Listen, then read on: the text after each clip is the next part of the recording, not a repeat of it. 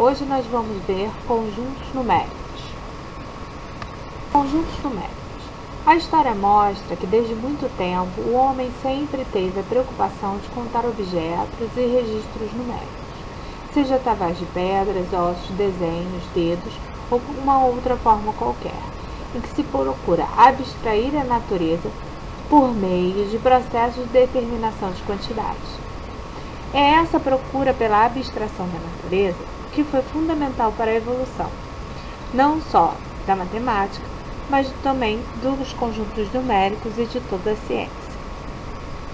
Os números naturais são todos os números inteiros positivos, incluindo o zero. É representado pela letra maiúscula I. Então, o conjunto dos números naturais é 0, 1, 2, 3, 4, 5, 6, 7, 8, 9, 10 e é infinito. Caso queira representar o conjunto dos naturais não nulos, ou seja, excluindo o zero, deve-se colocar um asterisco do lado do n. Então, n asterisco é 1, 2, 3, 4, 5, 6, 7, 8, 9, 10. E assim sucessivamente.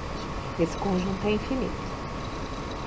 Conjunto dos números naturais. O conjunto dos números naturais, ele é o conjunto de todos os números naturais, mais o seu respectivo oposto, os seus negativos. O conjunto é representado pela letra Z, e ele é formado pelos números naturais e todos os seus opostos, negativos. Então, ele tem os números positivos e negativos. Sendo assim, nós podemos dizer que o conjunto dos números naturais está contido dentro do conjunto dos números inteiros. O conjunto dos números inteiros possui alguns subconjuntos. São eles: Z+, são todos os números inteiros que não são negativos.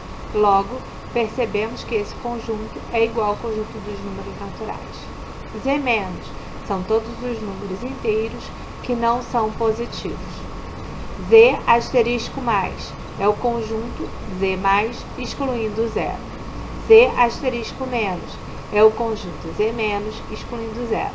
Lembrando que o asterisco sempre vai significar que nós estamos excluindo o zero do conjunto.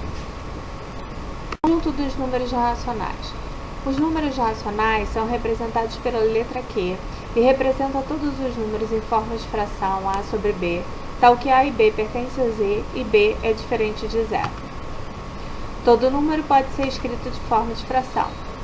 Quais são eles? O número 8, por exemplo, ele pode ser 8 sobre 1. O número menos 2 sobre 2 sobre 1. A fração 2/5. Ou o número decimal 2,5.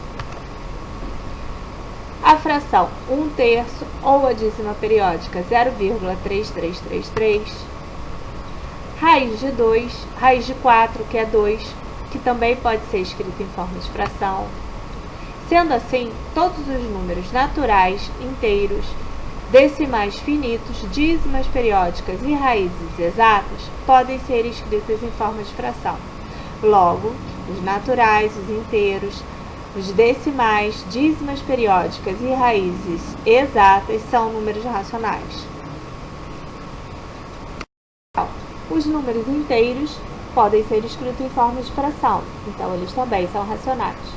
Os números decimais exatos, eles também podem ser escritos em formas de fração, com o denominador 10, 100, 1000. Todos os decimais exatos podem ser escritos em forma de fração, então eles também são racionais. E as dízimas periódicas também podem ser escritas em formas de números decimais, logo, elas também são números racionais. E conjunto dos números racionais. Q com asterisco são todos os números racionais sem zero. Q+, são todos os números racionais não negativos. Q+ com asterisco são todos os números racionais não negativos sem o zero. Q- são os racionais não positivos.